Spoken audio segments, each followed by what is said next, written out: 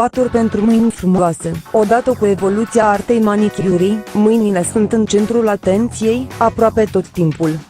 Cu acești pași simpli de îngrijire a mâinilor și unghiilor, este ușor să eviți ca pielițele și cuticulele să distrugă efectul unei manicuri minunate.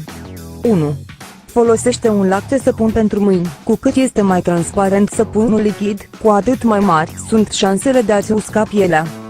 De asemenea, evită săpunurile ce conțin triclozan, o chimicală severă, adesea marcate drept antibacteriene, și, în loc, uită-te după ingrediente naturale antibacteriene, precum uleiurile de arbore de ceai sau de eucalipt.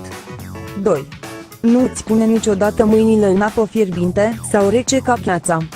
Apa fierbinte usucă pielea înlăturând sebumul, iar apa rece poate cauza constricția și apoi dilatarea vaselor capilare, cauzând roșeața. 3. Ungeți mâinile cu ulei. Uleiurile reprezintă cea mai bună cale de a hidrata pielea. 4. Învață cum să-ți îngrijești cuticulele. În cazul în care cuticulele sunt uscate și crăpate, orice manicură va părea învechită. Exfoliază mâinile cu niște gomași de corp și apoi taie doar pielițele desprinse. 5. Hidratează după dezinfectare. Cantitățile mari de alcool pot deshidrata pielea și unghiile, făcând oja să se cojească mai repede. 6. Protejează cu protecție solară. Mâinile tale se pot rida și pot dezvolta pete la fel de rapid ca și fața ta. Folosește protecție solară fără ulei SPF 30, de la Murad și îngrijire iluminatoare pentru mâini cu imurtele SPF 15, de la L'Occitane. 7.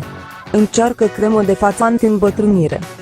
Noul Revitalift reînnoire cu laser, de la L'Oreal, îmbogățit cu acid hialuronic, care reumple ridurile. Pentru a combate îmbătrânirea pielii, aplicați crema noaptea, pe spatele mâinilor.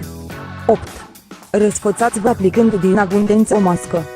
Mască pentru strălucire, de la Guino, apoi înveliți mâinile cu mănuși de plastic și puneți deasupra un prosop cald, timp de 5 minute. Răsfățați-vă mâinile și cu alte produse profesionale specializate în îngrijirea pielii.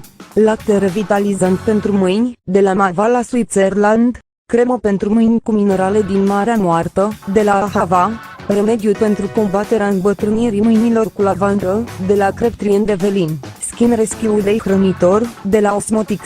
Le găsești pe toate pe Strawberry.net, compania cosmeticelor proaspete.